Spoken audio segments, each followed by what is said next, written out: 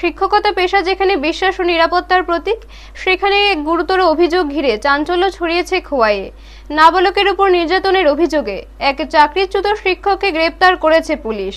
জানা গেছে, অভিযুক্ত ওই শিক্ষকের বিরুদ্ধে পূর্বেই নাবালকের উপর নির্যাতনের অভিযোগে মামলা দায়ের হয়েছিল। অভিযোগের ভিত্তিতে তদন্ত শুরু করে পুলিশ। তদন্তের অগ্রগতির ভিত্তিতে তাকে গ্রেপ্তার করা হয়। পুলিশ সূত্রে খবর, অভিযুক্তকে আইনি প্রক্রিয়ার মাধ্যমে আদালতে তোলা হবে। ঘটনার পর এলাকায় ব্যাপক আলোড়ন সৃষ্টি হয়েছে।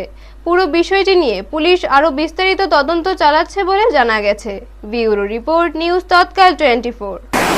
আমরা একজন একিউজকে অ্যারেস্ট করেছি যার নাম দুলাল শীল। ও একটা পক্সো অ্যাক্টে ইনভলভ ছিল। গত 13 তারিখে একটা মামলা হয়েছিল একটা নাবালক খোয়াইরে একটা নাবালক ছেলের উপরে আর কি, যেটা হয়েছিল একটা সেক্সুয়াল অ্যাসল্ট হয়েছিল। অ্যাকর্ডিংলি সে এতদিন পলাতক ছিল। ওই লোকটা দুলাল শীল, লোকটাকে আজকে আমরা অ্যারেস্ট করেছি। অলরেডি এর এগেইনস্টে মামলা হয়েছে। পক্সো একটা আজকে ওকে কোর্টে ফরওয়ার্ড করা হবে। তার নাম তাকে কোন জায়গা থেকে আজকে তো বাড়িতে হচ্ছে আরসি ঘাট। আসার সময় আমরা খোয়াইতে ওকে আসার সময় আমরা অ্যারেস্ট করে দিয়েছি।